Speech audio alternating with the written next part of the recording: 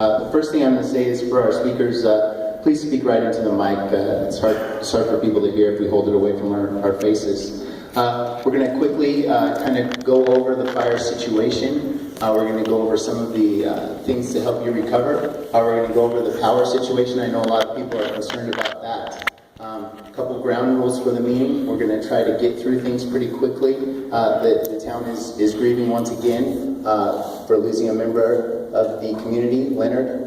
And so we're going to try to get in and out, and so you guys can go back to your business. First, I'd like to introduce State Fire Marshal Jim Walker, IC of the Red Incident Management Team. I appreciate the opportunity to be here with you tonight. I was just going to talk a little bit about the resources that you have in your community, and then our Deputy IC will talk to you a little bit about the tactics that are going out on the incident and where these resources are at. But after this incident occurred, your local rural fire departments, Chief Smith and some others came out here and did a great job trying to protect what they could. When they exceeded their capacity as far as the resources that they had, they asked us to come in. So we came in the following day, and we brought a lot of resources with us. So we currently have 45 fire engines in your community and over 220 firefighters. And our task really is to protect those structures, obviously, that are still there. And we will be here until that threat is alleviated. And we're given our authority to do so by the governor of the state of Oregon, who allows us to call on all of these resources from around the state. So as you've seen these fire engines within your community, you'll see them from Toledo, from Klamath, from Medford, from all over all parts of the state. And that's communities that are loaning those resources to you, really to help to protect your community because they think it's the right thing to do. And it is the right thing to do. So if you have any questions or anything like that, I'll be around afterwards to have a conversation. Thanks. Chief Holman.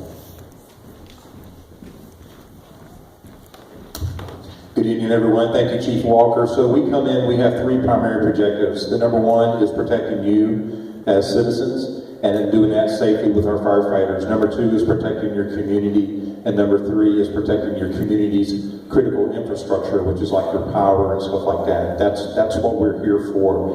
We're doing that right now. We broke up in 2 day shifts. Day shift and a night shift. Our day shift right now, we have 5 task forces out on the road and 1 strike team. And how we're breaking that up, we're breaking the fire up north and south from structural components. So most of the immediate threat has moved away from the north side, which is a great thing for you. The wildland firefighters are doing an outstanding job in establishing a good line there. So we've shifted most of our resources south. So we're keeping 3 task forces in the daytime on the south end of the fire where the biggest fire threat is right now. So we do what's called point protection. When fire is immediately threatening the home, we're going to put firefighters in there and do everything we can from allowing that fire to override the home. Before the fire strikes, we're in there doing what we call mitigation. We're doing everything we can to clean up around your home, to do everything we can to mitigate any chances of the fire hitting that house. So those firefighters, while they're waiting for the fire, they're in there doing everything they can, preparing that home for the fire front to hit.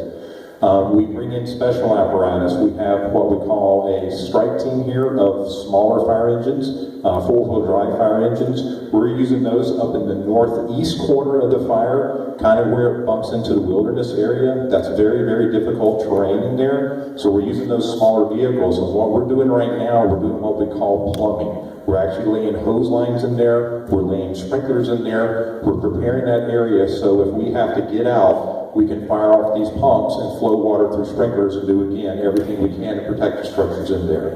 At nighttime, the fire usually lays down a little bit at nighttime, so we're able to reduce our resources that are out there. So at nighttime, we only have 3 task forces that are working out there. We keep 1 in the north area and 2 in the south area. So that's what we're here for, and we work in conjunction with the wildland firefighters, and we work as a team. Thank you.